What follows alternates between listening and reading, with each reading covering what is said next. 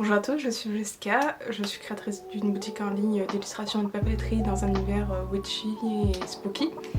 Et avec cette vidéo, j'avais envie de vous partager certains livres qui m'aident pour trouver l'inspiration, un petit peu développer ma créativité.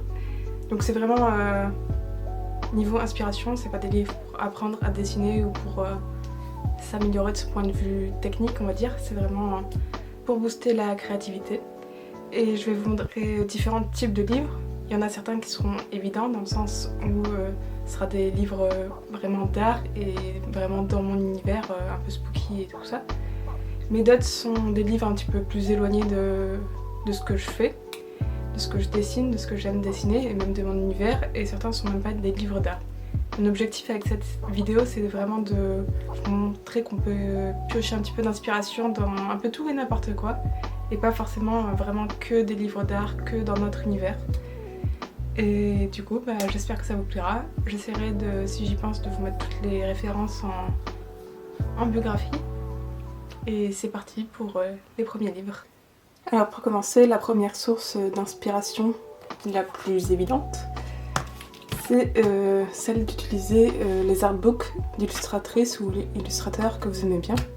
Par exemple ici, c'est l'artbook d'Abigail Larson, une illustratrice que j'aime vraiment beaucoup. Et donc tout l'intérêt, c'est de trouver un artiste qui est dans le même univers que vous, peut-être dans un style que vous aimez beaucoup. Par exemple ici, elle a un style et un univers très witchy, très spooky, aussi plein de créatures et de fantastique. Donc ça peut être une méthode tout simplement simple et efficace pour trouver un peu d'inspiration.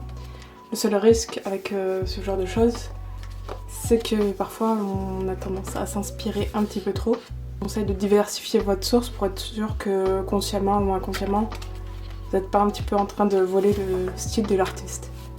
Mais c'est un bon moyen déjà de trouver de l'inspiration autour de thématiques que vous aimez bien. Ici, il s'agit d'un autre artbook dont j'aime bien le style de l'artiste, qui est celui de Loïch. Ici, c'est celui Trouver son identité artistique. On en a fait plusieurs. Donc pareil, j'aime bien le style et l'univers. Et celui-ci d'artbook est très sympa, car contrairement à celui que je vous ai montré avant, elle vient vraiment détailler son processus créatif. Donc non seulement vous pouvez vous inspirer de son style, mais vous pouvez également vous inspirer de son process pour trouver votre propre style. C'est quelque chose de très intéressant. Généralement, j'aime bien voir le processus créatif des autres artistes. C'est vraiment souvent les choses qui m'inspirent le plus, plutôt que leur style en eux-mêmes. Non seulement ces illustrations peuvent vous inspirer, mais aussi son processus créatif peut vous aider à venir trouver un petit peu votre style à vous.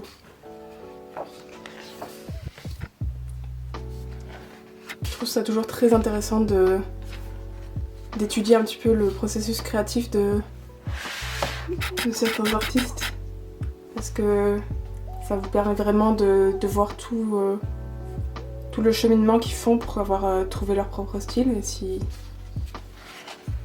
vous arrivez à faire le même style de cheminement, ça vous permettra de trouver le vôtre. Et vraiment celui-là, il est très sympa comme artbook. Vous avez l'occasion de mettre la main dessus.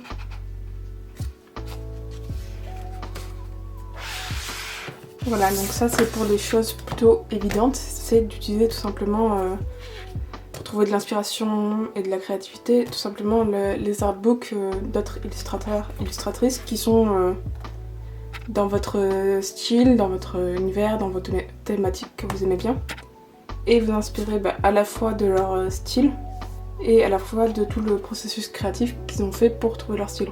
Ça vous permettra de trouver le vôtre avec le temps. L'une des autres sources qui peut vous aider à trouver de l'inspiration et développer votre propre style, c'est tout simplement les livres d'art, mais plus classiques.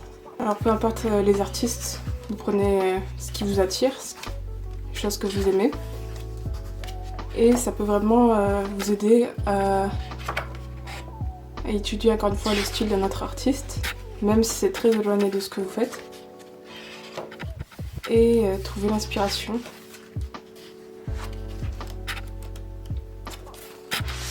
Même si c'est pas du tout ni les techniques que vous utilisez, ni les thèmes que vous faites. Je vous donne un exemple personnel. Pour ma part, j'aime énormément l'art japonais, alors que c'est très éloigné de ce que je fais, étant donné que j'ai un univers plutôt spooky, avec des couleurs assez sombres, dans des thèmes très liés aux créatures, au fantastique, à l'horreur. Alors que souvent ces artistes japonais, ils ont des couleurs plutôt douces, ils illustrent des choses de la vie quotidienne, donc on pourrait se dire c'est tellement éloigné de ce que je fais que je peux pas trouver l'inspiration dedans. Mais en réalité, si vous aimez un artiste, c'est qu'il y a probablement une raison. Et c'est intéressant de voir ce que vous aimez, même dans ce qui ne ressemble pas du tout à ce que vous faites. Et ça peut vous donner l'inspiration. Par exemple, pour moi, pour l'art japonais, déjà j'aime beaucoup les créatures, les légendes autour des monstres japonais, des yokai. J'aime aussi beaucoup que souvent, ils font des paysages en format portrait. J'aime beaucoup ce format-là pour les paysages. Je sais pas, il y a un côté plus d'observation.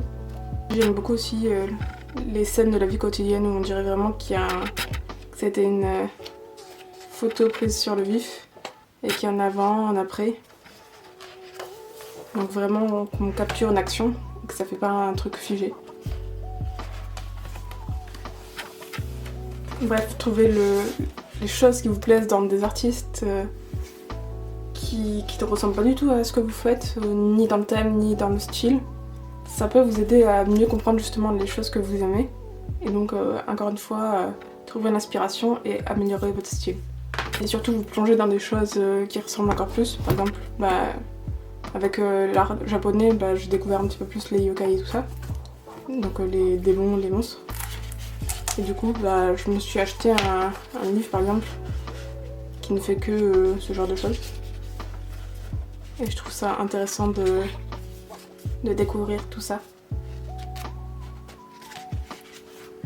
Donc voilà, vraiment, n'hésitez pas à utiliser des livres d'art classiques pour trouver l'inspiration. Car même si c'est pas votre style, encore une fois, ou même pas votre thème, essayez de rechercher ce que vous aimez particulièrement dans ce livre, parce que si vous les avez achetés, c'est qu'il y a quelque chose qui vous attire. Et ça vous aidera à trouver des choses en plus à faire pour vos propres œuvres. Maintenant que j'ai fini de vous parler des sources assez classiques et évidentes, on va dire, on va sortir un petit peu des livres d'art et chercher l'inspiration dans notre type de livre. Et pour ça, je vous conseille de réfléchir au sujet que vous aimez bien dessiner. Donc vraiment le thème de vos dessins, là on parle plus de style. Et de tout simplement aller vers des livres sur ce thème-là. Je vous donne un exemple. Pour moi, j'aime beaucoup dessiner des monstres, des créatures et tout ça. Et donc des livres qui m'aident à trouver un petit peu d'inspiration sont les livres de cinéma. Donc ici c'est un livre sur l'un des animaux fantastiques. Car généralement avec les livres de cinéma on trouve beaucoup de making of, de manière dont ils ont créé de nouvelles créatures. Et ça permet de trouver l'inspiration pour ça. Alors ça peut être des livres ou il y a aussi les magazines de cinéma qui aident aussi beaucoup. Donc là par exemple il y a tout le design, la manière dont c'est pensé pour créer des monstres. Là il s'agissait d'un Pirates des Caraïbes. Encore une fois ici vous avez tout le processus créatif qui vous aide à voir vraiment tout le cheminement pour arriver à créer des choses. Et vraiment je trouve que voir le processus créatif des gens ça aide beaucoup à trouver l'inspiration, plus que l'œuvre finie en elle-même. Je sais pas si vous voyez ce que je veux dire. Et donc voilà, pour moi par exemple c'est des magazines de cinéma qui m'aident beaucoup, mais selon votre domaine vous pouvez varier. Par exemple si vous aimez, je sais pas, dessiner des plantes et tout ça, allez vous acheter tout simplement des livres de jardinage. Si vous aimez dessiner des paysages, allez vous acheter des magazines de voyage. Bref, trouvez l'inspiration autour de votre thématique, les choses que vous aimez bien dessiner. et sortez un petit peu des livres d'art. Ça va vous permettre d'avoir vraiment une autre approche de ce que vous dessinez plutôt que de toujours avoir des livres d'art, Ça vous permet de voir les choses différemment. Ensuite, d'autres types de livres que je vous recommande pour trouver l'inspiration, ce sont tout ce qui est comics et manga. Même si vous ne dessinez pas dans un style manga ou comics, ça peut vraiment vous aider à trouver l'inspiration, notamment si vous créez vos propres personnages. Le gros avantage de ce type de livre, c'est qu'ils ont souvent des caractères design, des designs de personnages très marqués, très identifiables, vraiment poussés grâce à des costumes ou autres, des couleurs spécifiques qui rendent tous leurs personnages très reconnaissables. Ça peut vous aider à trouver l'inspiration pour créer vos propres personnages, pour trouver vraiment un style vestimentaire ou des coiffures qui viendront vraiment donner du caractère à votre personnage pour pas le faire trop simple. J'en présente une autre que j'aime beaucoup, une histoire sur des divinités qui se réincarnent dans le monde d'aujourd'hui. Pareil, encore une fois, leur design est assez marqué. Vraiment, je vous la recommande, celle-là. Bref, ça vous aide vraiment à créer vos propres personnages en y allant vraiment à fond. Là, on a des mangas. D'ailleurs, je vous conseille, c'est One Piece pour ceux qui ne l'avaient pas reconnu. Je vous conseille beaucoup de regarder un petit peu ce qu'il fait Eiichiro Oda, parce que lui, niveau caractère design, c'est assez marqué ses personnages, donc c'est très cool. Pour trouver de l'inspiration, et encore une fois, même si vous ne dessinez pas dans un style manga, je sais que c'est un style que je ne dessine pas particulièrement. Et une autre chose pour laquelle c'est utile ce genre de livre, que ce soit les mangas ou les comics, c'est que très souvent ça m'aide pas mal aussi pour les postures de personnages, pour leur donner de la dynamique et tout ça, parce que souvent c'est le genre de livre où il y a pas mal de combats et autres, et de manière générale les postures sont assez exagérées, donc ça m'a aidé pas mal pour un petit peu travailler mes gestures et postures en anatomie, car souvent quand on fait des dessins on oublie un petit peu d'exagérer les poses et ça fait des personnages un petit peu trop figés. Donc voilà, c'est petit tips anatomie, exagérer des poses, exagérer des mouvements. Bref, voilà, encore une fois, là le but est de trouver de l'inspiration même dans les choses qui ne sont pas dans votre style, qui sont peut-être même pas dans un univers que vous cherchez, mais ça vous permettra vraiment de trouver un peu de créativité pour ça. Et enfin, la dernière chose dans laquelle j'aime bien trouver un petit peu d'inspiration, même si c'est pas vraiment un livre, et que moi ça matche bien avec mon univers et mes thématiques, ce sont les tarots et les oracles. Donc ici il s'agit du Darkwood Tarot de Abigail Larson, qui est donc l'une des illustratrices dont je vous ai montré l'artbook, que bien évidemment j'adore son univers. Et l'un des intérêts pour trouver l'inspiration grâce aux cartes de tarot et d'oracle, c'est un petit peu de voir la manière dont certaines symboliques sont représentées.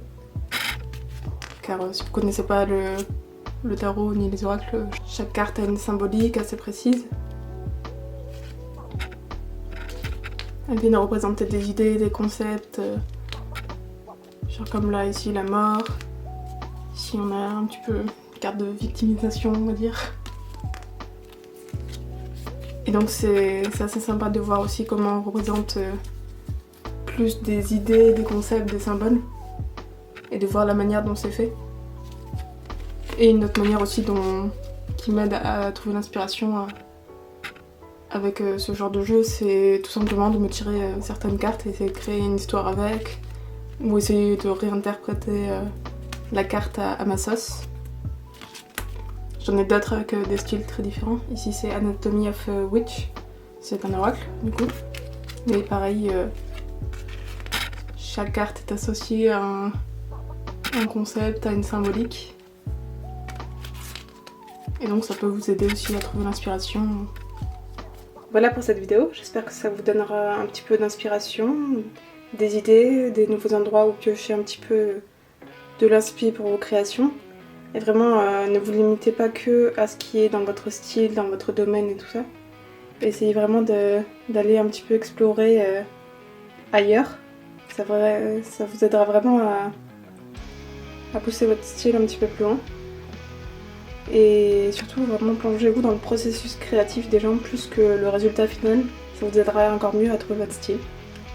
Voilà, n'hésitez pas à partager vos propres sources d'inspiration en commentaire, à vous abonner et mettre un petit like, ça fait toujours plaisir.